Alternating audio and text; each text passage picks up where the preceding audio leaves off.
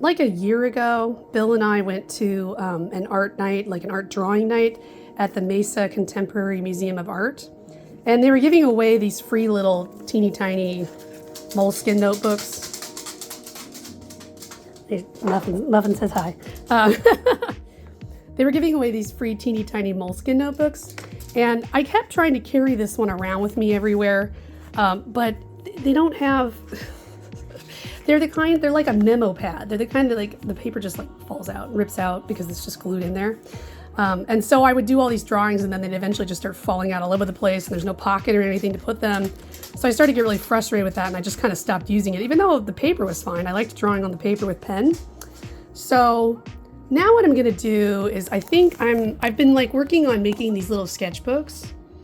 And I think I'm gonna take the paper out of these and I'm actually gonna turn it into a little sketchbook that I am going to bind so that I can actually use this and it's not going to be a constant source of aggravation. So I'm still in the experimental phase. I'm not totally sure where this is going to go. I mentioned that I still have a bunch of those drawings that fell out. So I think what I'm going to do is actually stick them in the notebook so that I still have somewhere to put them, because otherwise they're like these tiny drawings and like, what do you do with it, you know? All right. So I spent some time watching a lot of tutorials and did a lot of thinking and did some playing around, and I discovered that bookbinding is quite fun and kind of a little bit like what I like about like knitting and that kind of a thing. So I think I may have found a new thing that I'm going to get all excited about. Don't know. So I ended up making 2 different notebooks out of that one notebook. So we'll start with this one. So what I did was I had created some gel plate prints using craft paper and acrylic paint about a year ago. And some of them had made some really cool designs. And so I just kind of kept them around and thought, oh, I'll use them as textures later or something else, maybe in like a collage or something of that sort, or as a background. So I ended up trimming it down so that it would fit this particular sketchbook and I could use it as a cover.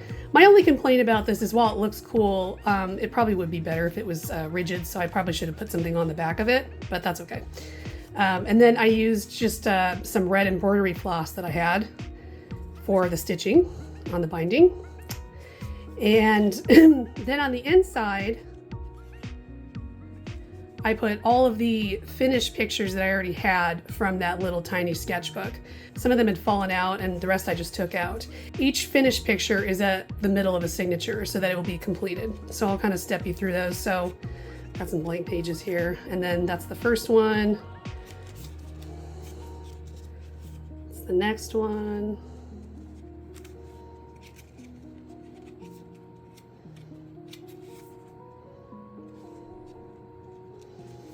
This is actually my favorite. This is a wine bottle topper. It's great. And there's this, that was just a doodle.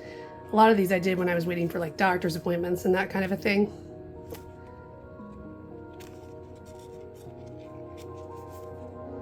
That's one I did inside my camper.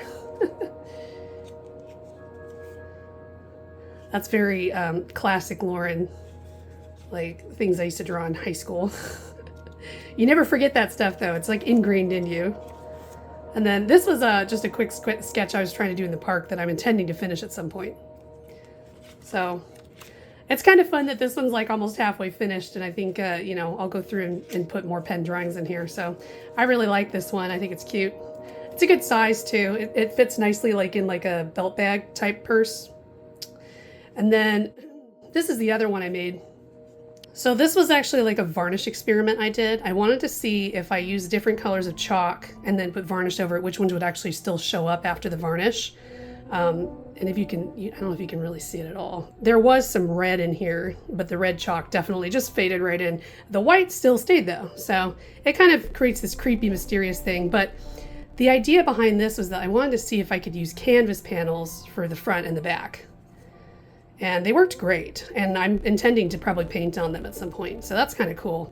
And this is more embroidery floss that I used here. It looks nice. It was kind of hard to work with though, I will say, because it kept splitting. And that was really annoying, but you live and learn, you know? Everything that's in here is blank. So I'll be starting from scratch on this one. The size is really cute.